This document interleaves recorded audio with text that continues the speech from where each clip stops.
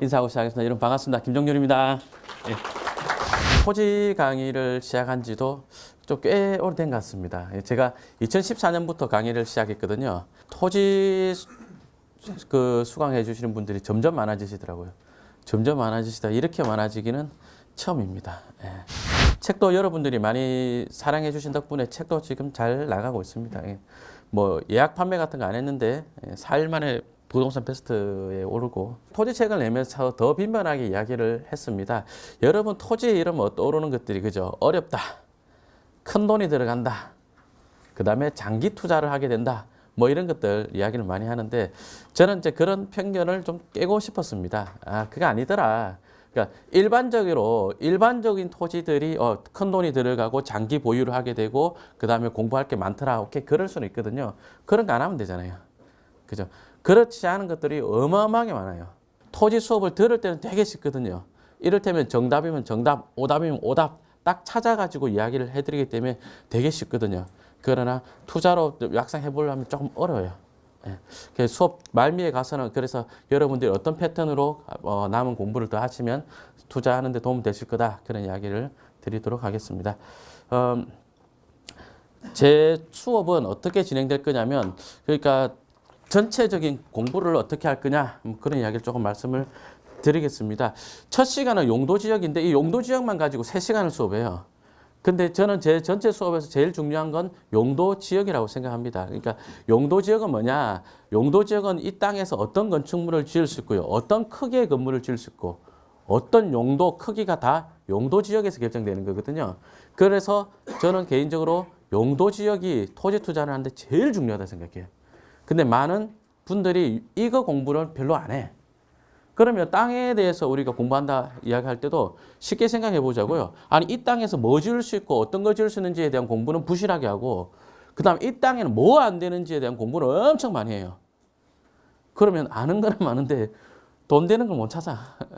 그래서 제가 하는 토지 강의는 아마 여러분들이 알고 있는 토지 강의 어떤 혹시 수업 들어본 게 있다면 패턴은 완전히 다를 겁니다. 자, 수업은 첫 시간에는 제가 용도 지역을 이야기할 거고요. 그 다음에 두 번째 시간에는 용도 지구, 용도 구역 이야기하면서 부동산 뉴스 읽는 법을 한번 할 겁니다. 그리고 세 번째 시간에 건축법 이야기를 할 거고요. 그 다음에 도로법이랑 지구 단위 계획 이런 이야기를 할 거고 그 다음에 뉴스를 한 번 더 할 거예요. 뉴스랑 그다음에 그 수용 보상 이야기를 할 겁니다. 수용지 뉴스에 대한 이야기를 많이 할 거거든요. 그다음에 이제 농지법, 그다음에 뭐 산지관리법 이런 거 할 거고 그리고 맨 마지막 시간에 도시 개발 사업과 뭐 재개발 재건축 비교해서 이야기를 할 건데 아래쪽에 있는 것들이 주로 규조에 해당되는 것들이에요. 주의해야 되는 것들. 위에 것들은 토지의 기능에 대한 것들이거든요. 공부할 거는 공부는 밑에 게 더 어려워요. 공부는 밑에 게 훨씬 어려운데 사실은 돈 되는 건 이런 데 있죠. 강원도 평창은 진부면 하진부리에 농지가 경매 나왔죠. 김종윤이 아니고 김종률입니다. 전면에서. 예. 농지가 경매 나왔고 지목이 답돼 있거든요. 보시면 이게 허벌판이 그냥 버리고 농사 안 짓고 버려둔 농지죠. 그죠? 예. 이런 걸 묵전이란다. 그런 거 안 중요합니다. 근데 지금 이 땅을 한번 보겠습니다.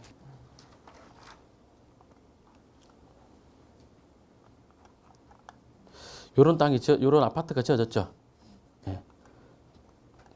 원래 이 땅이었거든요, 이거. 이 땅 돈 돼야 안 돼요. 안 될 것 같이 보이죠?